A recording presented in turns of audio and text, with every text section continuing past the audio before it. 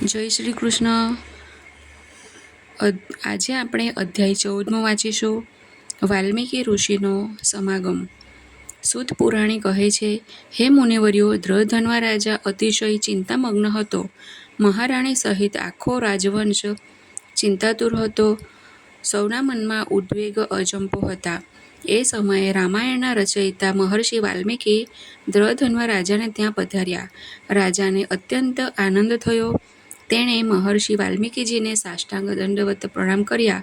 રાજાએ તેમનું ભક્તિભાવે પૂજન કરીને આસન આપીને પૂજન કરીને ચરણ સેવા કરવા લાગ્યા. મહર્ષિ વાલ્મીકીજીએ રાજાને પૂછ્યું, હે રાજન, તારી આ મુખ મુદ્રા શોકાતુર કેમ લાગે છે? તને તે શેનું દુઃખ છે?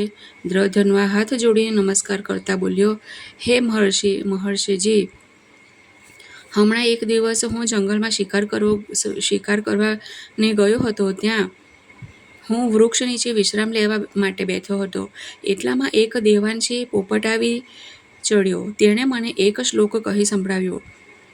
તો આપ મને એ શ્લોકનો ગુધાર્થ કૃપા કરીને કહો. મારા હૃદયની આપ મને એ શ્લોકનો ગુધાર્થ મારા હૃદયની શંકા સંદેહ દૂર કરો. મારી પાસે રાજપાટ છે, દેવો સમાન 4 પુત્રો છે, સુલક્ષણા પત્ની છે, અઢળક સમૃદ્ધિ છે. આ સઘળું મને કયા પુણ્યના પ્રભાવથી મળ્યું તે મને આપ વિગતવાર સમજાવવાની કૃપા કરો.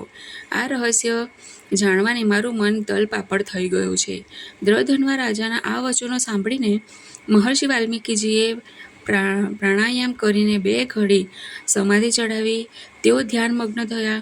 થોડીવાર પછી વાલ્મીકીજીએ આંખો ઉઘાડીને રાજાને કહ્યું, હે રાજન, તું તારા પૂર્વજન્મનો વૃત્તાંત સાંભળ. પૂર્વજન્મમાં તું દ્રાવિડ દેશમાં એક બ્રાહ્મણ કુટુંબમાં જન્મ્યો હતો. સુદેવ બ્રાહ્મણને નામે તું તામ્રવર્ણી નદીને કિનારે રહેતો હતો. તે જન્મમાં તું પરમ ધાર્મિક, સત્યવક્તા, ભક્તિપરાયણ અને સંતોષી હતો. અગ્નિહોત્ર આદિ યજ્ઞો કરીને શ્રીહરિને તે અત્યંત પ્રસન્ન કર્યા હતા. તું ધર્મિષ્ઠ, વેદોનું અધ્યયન કરનાર, વિષ્ણુ પરાયણ હતો. હે રાજન, તે જન્મમાં તારી પત્નીનું નામ ગૌતમી હતું. તે પ્રતિવતા સતી સ્ત્રી હતી. પાર્વતીજી જેમ ભગવાન શંકરની સેવા કરે છે તેમજ તે તારી અહર્નિશ સેવા કરતી. પણ ઘણો કાળ સુખ વૈભવ ભોગવવા છતાં તમને બંનેને સંતાનની પ્રાપ્તિ નહીં થઈ. આથી તમે બંને હંમેશા સંતાન મેળવવા માટે વલખા મારતા હતા. એકવાર તમે સુદેવ અને ગૌતમી બંને એકાંતમાં બેઠા હતા. ત્યારે તે દુઃખી હૃદયની વરાળ કાઢતા તારી પત્ની ગૌતમીને કહ્યું હતું, હે સતી, આપણને ભગવાને બધું જ સુખ આપ્યું છે હોવા છતાં આપણે ત્યાં શેર માટેની ખોટ છે. હજી સુધી આપણે ત્યાં પારણું બંધાયું નથી. પુત્ર વિના આપણો જન્મ વૃથા છે. આપણા મૃત્યુ પછી આપણને પિતૃપિંડ કોણ મૂકશે? પુત્ર વિના કદી પણ પિતૃઓનો ઉદ્ધાર થતો નથી.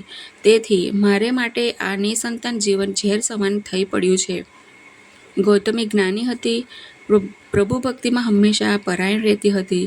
તેણે પોતાની પ્રેમાળ અને મધુર વાણીથી તને દિલાસો આશ્વાસન આપતા કહ્યું હતું, હે સ્વામી પ્રાણેશ્વર, તમે તો વિદ્વાન છો. તમારા જેવા વિષ્ણુ ભગવાનના ભક્તે તો સંતાનની લાલસા રાખીને આવો મોહ અને ક્ષોભ રાખવો ઉચિત નથી. તમે શા માટે દુઃખી થાઓ છો? તમે વિચારો કે જો સદભાગ્યે પુત્ર સદગુણી હોય તો કુળનો તારક બની તેને તારે છે. પણ જો તે કુપુત્ર નીકળે તો જીવનને ઝેર જેવું બનાવી દે છે. કુલ કલંકિત થાય છે. તેથી હું તમને કહું છું સ્વામી કે પુત્રેષણા ત્યજીને તમે શ્રીહરિની આરાધના ભક્તિમાં જીવન વ્યતીત કરો. ગૌતમીએ વળી કહ્યું, પૂર્વકાળમાં ચિત્રકેતુ નામે રાજા હતો. તે દુષ્ટ પુત્રથી કંટાળીને વનેવન ભટકતો હતો. પુત્રના કુકર્મોથી શોકમાં રહીને કાયમ દુઃખી જ રહેતો હતો. તેને નારદ તથા અંગિરા ઋષિએ આવીને સદબોધ દઈને ચિંતામુક્ત કર્યો હતો. સુપુત્ર જન્મે તો તે કુળની 71 પેઢીને તારે છે, પણ કુપુત્ર જન્મે તો હેરાન પરેશાન થઈ જવાય છે.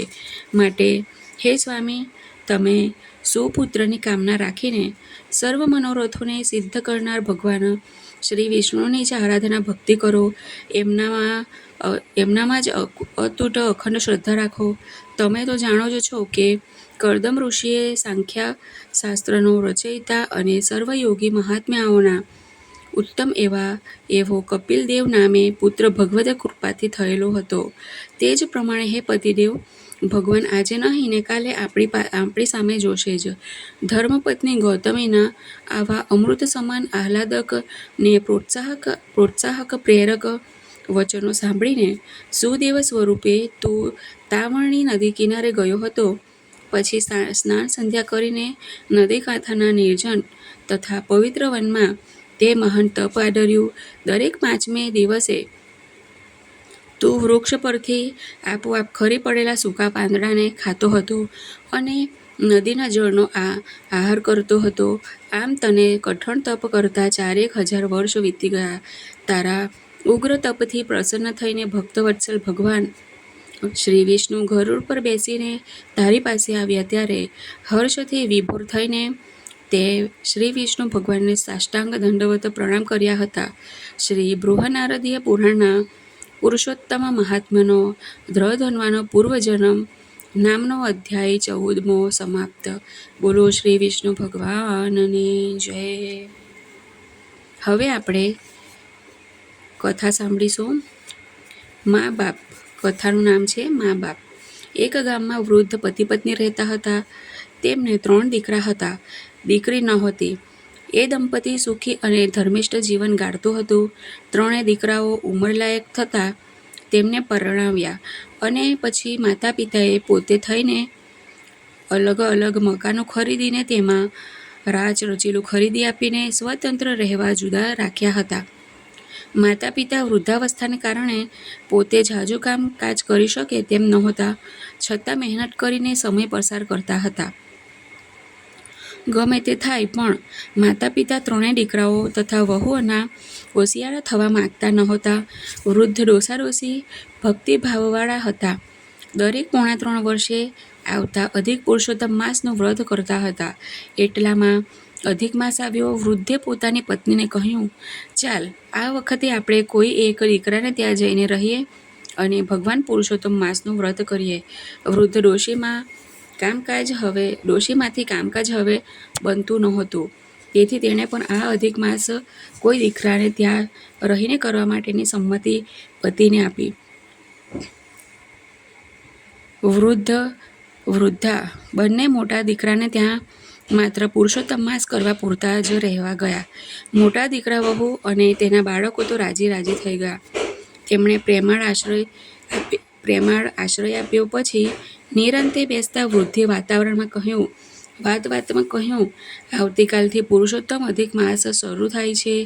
તેથી અમે તમારે ત્યાં 1 મહિના માટે રહીશું અને વ્રત કરીને ભગવાનની ભક્તિ કરીશું, કથા વાર્તા પણ સાંભળીશું. ડોસા ડોસીએ 1 મહિનો વ્રત કરવા માટે રહેવાની જ્યાં વાત કરી ત્યાં જ મોટા દીકરા વહુનો મોં મચકોડાયો. નાકના તેરવા ફૂલી ગયા. વહુ બોલી, મારાથી 1 મહિનો સુધી તમારું વૈતરું નહીં થાય. વળી અમારે તો 6 જ રૂમનો બંગલો છે, બાળકો છે, તેથી સૂવાની સગવડ પણ નથી. તમારો સમાવેશ થઈ શકે તેમ નથી. તેથી તમે બંને નાના દીકરાને ત્યાં જઈને રહો. ડોસા ડોસી વહુનો નન્નો સાંભળીને સમસમી ઉઠ્યા, પણ કોઈ ઉપાય નહોતો. તેથી બંને જણા કપડાની થેલી લઈને નાના દીકરાને બંગલે ગયા. નાનો પુત્ર તો ના નહીં જ પાડશે એમ વૃદ્ધ માતા પિતા માનતા હતા. નાના દીકરા વહુએ પણ મા બાપ ઘણે દિવસે મળવા આવ્યા હશે એમ માનીને એમને આવકાર આપ્યો. પછી તે જ સાંજે વૃદ્ધે 1 મહિનો રહેવાની વાત કરી. ત્યારે તેમણે પણ આમ તેમ ગલ્લા તલ્લા કરીને વચલા દીકરાને ત્યાં જઈને 1 મહિનાનો વ્રત કરવાની શાણી સલાહ આપી અને મધ ઝરતા મીઠા વચનો કહ્યા. મા બાપ તો નિરાશ થઈને પછી આખરી ઉપાય તરીકે વચલા દીકરાને ત્યાં ગયા. વચલો દીકરો સમજુ હતો, વિવેકી હતો, માતા પિતાનું માન સન્માન સાચવનારો હતો. તેની વહુ પણ શાણી હતી. બંનેએ માતા પિતાને કહ્યું, હા ભલે, ખુશીથી રહેજો અને તમારું વ્રત કરજો. બંનેએ પ્રેમથી મા બાપને રાખ્યા. તેનો પણ 5 રૂમનો બંગલો હતો. બાળકો પણ હતા. પુરુષોત્તમ માસ ના સુદ પડવાને દિવસે માતા પિતાએ વ્રત શરૂ કર્યું. અખંડ દીપ રાખ્યો. રોજ પ્રાતઃકાળે ડોસા ડોસી નદીએ સ્નાન કરીને કાંઠા ગોળની પૂજા કરીને કથા વાર્તા સાંભળીને ઘરે આવતા. વચલા દીકરાની વહુ તેમના હાથમાંથી એમના ભીના કપડાં લઈ લેતી અને બારણા પર રાખતી. એ બારણાની પાછળ કોઠી હતી. માતા પિતા વૃદ્ધાવસ્થાને કારણે કપડાં બરાબર નીચોવી શકતા નહોતા. કપડામાંથી પાણીના ટીપાં ટપકીને કોઠીમાં પડતા હતા. ઘરમાં કોઈને ખબર જ નહોતી કે એ પાણીના ટીપાના મોતીના દાણા બનતા હતા. વૃદ્ધ માતા પિતા એક ટાણું કરતા. વચલા દીકરાની વહુ દરરોજ જુદી જુદી વાનગી બનાવીને તેમને જમાડતી હતી. શાંતિથી રહેતા માતા પિતાની આંતરડી થરતી અને તેઓ મનમાં ને મનમાં દીકરા વહુને આશીર્વાદ આપતા. સમય જતાં કઈ વાર લાગે એમ કરતાં કરતાં અધિક માસ પૂરો થવા આવ્યો. માતા પિતાએ અધિકનું ઉજવણું કરવા નક્કી કર્યું. તેમની પાસે જે 2 પૈસા હતા તેમણે વચલા દીકરાને અને વહુને આપ્યા. વચલા દીકરા વહુને આપ્યા. તેમાંથી ઉજવણું કરવાનો ખર્ચ કરવા કહ્યું. પુરુષોત્તમ માસની સમાપ્તિને દિવસે અનાજ કાઢવા માટે વહુએ કોઠીમાં ડોકિયું કર્યું. તેને ત્યાં કંઈક ચળકતું દેખાયું. તેણે કોઠીમાં હાથ નાખતા તેના હાથમાં મોતીના દાણા આવ્યા. તેણે તરત પોતાના પતિને બોલાવીને દાણા બતાવ્યા. પતિ પત્ની બંને થોડા મોતીના દાણા લઈને ગામના ઝવેરીને ત્યાં ગયા અને તેને બતાવ્યા. એ સાચા મોતી છે એમ ઝવેરીએ કહ્યું. દીકરો વહુ થોડા મોતી વેચીને રોકડ રકમ લઈને ઘરે આવ્યા. દીકરા વહુએ માન્યું કે નક્કી મા બાપની સેવાથી અને ભગવાન પુરુષોત્તમની કૃપાથી જ આ બધું બન્યું છે. તેમણે હોંશે હોંશે બધી વાત માતા પિતાને કરી. સૌ રાજી થયા. ઉજવણું કરવાનો દિવસ નક્કી થયો. દીકરા વહુએ 2-4 નહીં પણ પૂરા 51 બ્રાહ્મણોને જમવાના નોતરા દીધા. ભાઈઓ ભાભીઓ અને તેમના બાળકો તથા સગાવાલાને પણ જમવા બોલાવ્યા. રંગેચંગે ઉજવણું કરાયું. 51 બ્રાહ્મણોને વસ્ત્રદાન અને દક્ષિણા પણ સારી આપવામાં આવી. આ જોઈને મોટા અને નાના દીકરા વહુ વિચારમાં પડ્યા. તેઓ અંદર અંદર વાત કરવા લાગ્યા કે વચલા પાસે આટલી બધી સંપત્તિ ક્યાંથી આવી? નક્કી આમાં કંઈક ગોટાળો રહસ્ય છે. સૌ તરેતરેના તર્ક વિતર્કો કરવા લાગ્યા. મોટા દીકરાની વહુએ વચલા દીકરાની વહુને પૂછપરછ કરી. તમે અધિક માસનું ઉજવણું તો રંગેચંગે કર્યું, પણ આટલા બધા પૈસા આવ્યા ક્યાંથી? આપણા સાસુ સસરા પાસે તો એટલી મૂડી છે જ નહીં. પછી વચલી વહુએ જે સત્ય કહ્યું જે સત્ય હતું તે કહી દીધું. આથી મોટા તથા નાના દીકરાની વહુઓને ભારે પસ્તાવો થયો. તેમણે નક્કી કર્યું, હવે બીજો અધિક આવશે ત્યારે અમે માતા પિતાને અમારે ત્યાં જ રાખીશું. મોટા નાના દીકરા વહુઓ બીજા પુરુષોત્તમ અધિક માસ ક્યારે આવે તેની કાગડોળે રાહ જોવા લાગ્યા. વખત જતાં પાછો અધિક માસ આવ્યો. દીકરા વહુઓ સાસુ સસરાને પોતાને ત્યાં રાખવાને ઝઘડવા લાગ્યા. એક કહે મારે ત્યાં રહેશે, બીજો કહે મારે ત્યાં રહેશે, તો વળી ત્રીજો કહે અમે ગયે અધિકે માતા પિતાની સારી સેવા કરી જ છે, માટે તેઓ હવે પછી પણ અમારે ત્યાં જ રહેશે. અંતે બધાએ મળીને નક્કી કર્યું કે મા બાપ હવે પછી મોટા દીકરાને ત્યાં રહેશે અને છેવટે જે મોતી મળે તે 3 ભાઈઓએ સરખે હિસ્સે વહેંચી લેવા. માતા પિતા તો મોટા દીકરાને ત્યાં રહેવા લાગ્યા. અધિક માસ શરૂ થયો. પડવાને દિવસથી મોટી વહુએ માતા પિતાને કહ્યું, તમે નદી સ્નાન કરીને આવો એટલે તમારા ભીના વસ્ત્રો મને જ આપી દેજો. તેને બહુ નીચવશો નહીં. માતા પિતા તો બિચારા વહુ કહે બધુંય કરવાને તત્પર હતા. દિવસ પર દિવસ વીતવા લાગ્યા. મોટી વહુ મોતીની લાલચને કારણે ઘરડા મા બાપને સાચવતી હતી. કહો કે સાચવવાનો ડોળ કરતી હતી. તેને તો રોજ મોતીના સ્વપ્નો આવતા હતા. આખરે પુરુષોત્તમ માસ પૂરો થયો. બધા દીકરા વહુઓએ ધામધૂમથી ઉજવણું કરવા વિચાર્યું. તેમણે તો મોટે ઉપાડે આખા ગામને સાગ માટે જમવાનું આમંત્રણ આપ્યું. ઉજવણું થયું. ગામ સમસ્ત જમ્યું. બ્રાહ્મણોને વસ્ત્રદાન દક્ષિણા સારી રીતે આપ્યા. ગામ લોકોએ દીકરાઓ વહુઓની ખુલ્લે મોંએ વાહ કરી. પણ ભીતરની વાત તો દીકરાઓ વહુઓ જ જાણતા હતા. બધું પત્યા બાદ 3 દીકરાઓ વહુઓ જ્યાં કોઠી હતી ત્યાં ગયા અને હાથ નાખીને આશાભેર મોતીના દાણા લેવાને જાય છે તો તેમના હાથમાં માટીવાળું પાણી આવ્યું. છતાં ધીરજ નથી રહેતી. ત્રણે વહુઓ કોઠીમાં પાણી ઉપર તળે કર્યું. પરિણામે કોઠી જ બેસી ગઈ. પાણી પી પીને કોઠી ઢીલી પડી ગઈ હતી. અંદરથી મોતી તો શાના મળે? બધાના મોં ફોટો પાડવા જેવા થઈ ગયા.